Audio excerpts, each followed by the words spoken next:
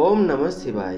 नमस्कार दोस्तों, स्वागत है आप सभी का हमारे चैनल शिव मोक्ष पर। दोस्तों, आज हम सुनेंगे शुक्र प्रदोष व्रत की एक अद्भुत कथा और जानेंगे इसकी पूजा विधि क्या है।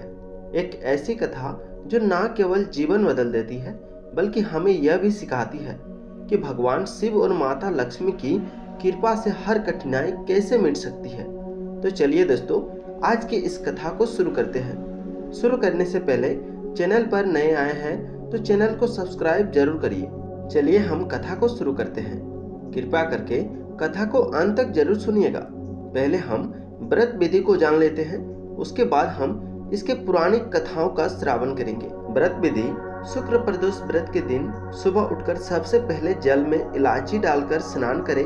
माना जाता है इससे शुक्र ग्रह मजबूत होता है। फिर स्वच्छ वस्त्र पहनकर व्रत का संकल्प ले और दिन भर फलाहार करें।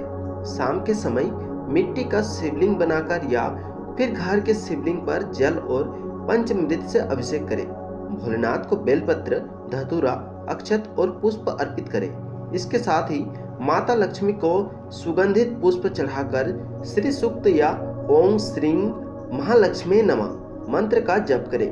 फिर व्रत कथा सुने, आरती करें और ब्राह्मण को दान दें। पुरानी कथाओं के अनुसार एक गांव में 3 मित्र रहते थे, एक राजकुमार, एक ब्राह्मण कुमार और एक धनिक का पुत्र।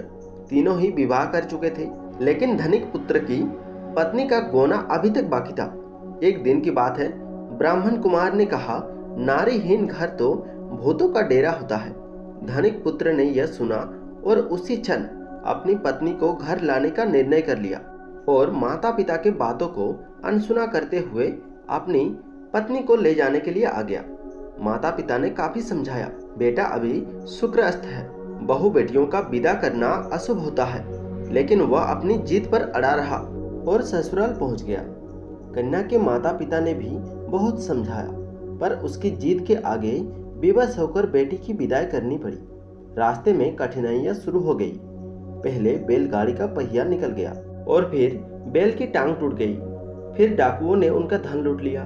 थके हारे जब घर पहुंचे तो धनिक पुत्र को सांप ने डस लिया। वैद्य ने कहा, अब यह 3 दिन से ज्यादा जीवित नहीं रहेगा। सारे घर में रोना धोना मच गया। तभी ब्राह्मण कुमार आया। उसने कहा, अगर सच्चे मन से शुक्र प्रदोष व्रत किया जाए और इसे पत्नी सहित वापस ससुराल भेजा जाए तो इसका जीवन बच सकता है। माता पिता ने वैसा ही किया। चमत्कार देखिए, जैसे जैसे वह ससुराल के पास पहुंचा उसकी हालत सुधरनी शुरू हो गई। कुछ ही दिनों में वह पूरी तरह स्वस्थ हो गया। इतना ही नहीं, लूटा हुआ धन भी उसे वापस मिल गया। दोस्तों, यही है शुक्र प्रदोष व्रत का प्रभाव। जो भी श्रद्धा और विश्वास से इस व्रत को करता है उसके जीवन से दुर्भाग्य मिट जाता है और जीवन में सुख समृद्धि का वास होता है।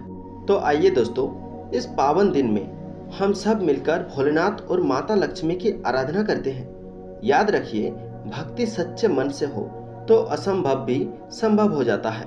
हर हर महादेव।